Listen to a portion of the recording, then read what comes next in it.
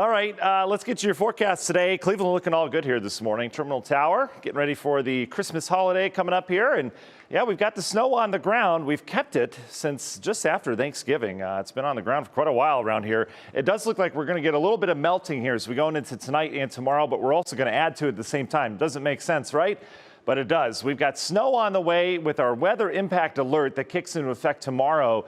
Tomorrow morning's commute and tomorrow evening's commute could be tricky. It's not going to be a blockbuster winter storm or anything like that, but it could get pretty slushy around here as we go from snow to rain snow tomorrow, then back to snow. It'll be windy. We'll have falling temperatures throughout the day as well. But first things first, we've got our Tuesday to enjoy, and enjoy it we will. But my goodness, it's on the cold side here this morning. 16 degrees over at Hopkins, feels like 3. Our January-esque December rolls on. We've got an 8 in Worcester right now, 9 in Ashtabula, our 2 cold spots, but we're starting to warm. I know it may not seem like it or feel like it, but we've got a south wind, which will bring our temperatures up above freezing finally. We take the winds when we can get them. We'll get up to around 35 or 36 later this afternoon into the evening. But as that wind is a little gusty this morning, we've got wind chill values that are dropping below 0 when the wind blows. We had clear skies overnight. Recipe for maximum cooling, right? Clouds starting to increase. We'll go cloudy for a while today, and then we may have some pokes of sunshine this afternoon. But what we have to get through first is this brief period of snow is going to work from west to east through the area as we go throughout the late morning into the midday and early afternoon hours. And then once that snow works through, we'll just have a windy, kind of quiet afternoon as temperatures continue to warm. But you notice we are warmest today around 7 o'clock, 8 o'clock, 9 o'clock. So that's when our peak is going to be. It's going to be a steady climb upwards today as we switch our air masses out. So fairly quiet today, brief period of snow, shouldn't be too big of a deal. And then we've got our weather impact alert tomorrow for early snow, slushy morning commute, again, changing over to rain snow mix and then back to snow for that evening commute. Slushy roads, extra drive time, you get it. It is going to be pretty sloppy around here tomorrow. Where is that system now? Well, it's way out in the Pacific Northwest. This thing is going to move very quickly from west to east as we go through time. You watch how this evolves. Deep area of low pressure comes in.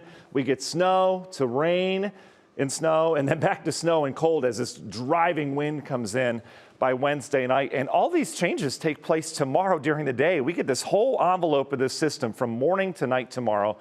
Just going to be a pretty incredible thing meteorologically. All right, let's talk about it. National Design Martin hour-by-hour forecast. Here's your brief snow working through from west to east today.